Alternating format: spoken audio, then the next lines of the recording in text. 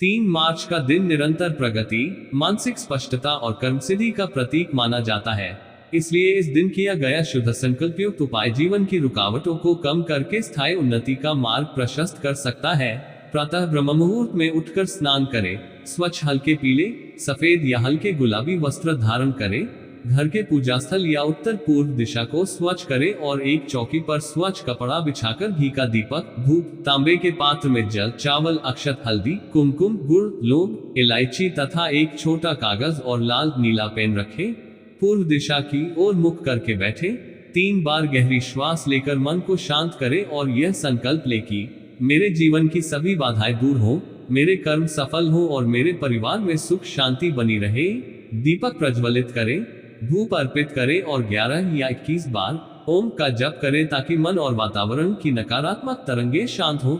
इसके बाद कागज पर अपना पूरा नाम लिखकर नीचे अपने 3 मुख्य लक्ष्य स्पष्ट और सकारात्मक भाषा में लिखें, जैसे परीक्षा में अच्छे अंक, व्यवसाय में लाभ, स्वास्थ्य में सुधार या पारिवारिक सामंजस्य। फिर उस पर हल्दी कुमकुम का तिलक लगाएं और कुछ अक्षत अर्पित करें। अब तांबे के पात्र का जल लेकर सूर्य को अर्घ्य दें और मन ही मन कृतज्ञता व्यक्त करें।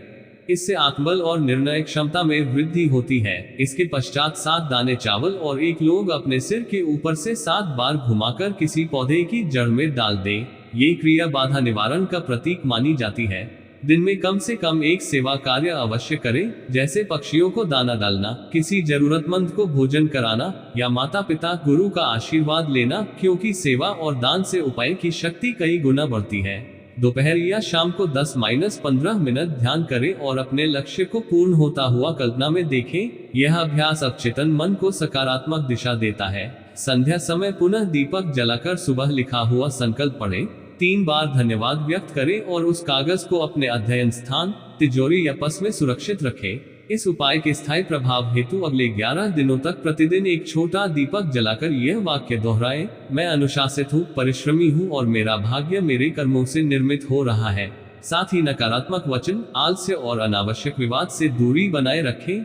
3 मार्च का यह महाउपाय तब पूर्ण फल देता है जब इसे सच्ची श्रद्धा, स्वच्छ आचरण, नियमित प्रयास और सकारात्मक सोच के साथ जोड़ा जाए, क्योंकि आध्यात्मिक ऊर्जा तभी प्रभावी होती है जब व्यक्ति अपने कर्मों, विचारों और व्यवहार में भी संतुलन और ईमानदारी बनाए रखता है। और यही संतुलन धीरे धीरे धन, सफलता, स्वास्थ्य और मानसिक शांति का स्थायी आधार बन जाता है।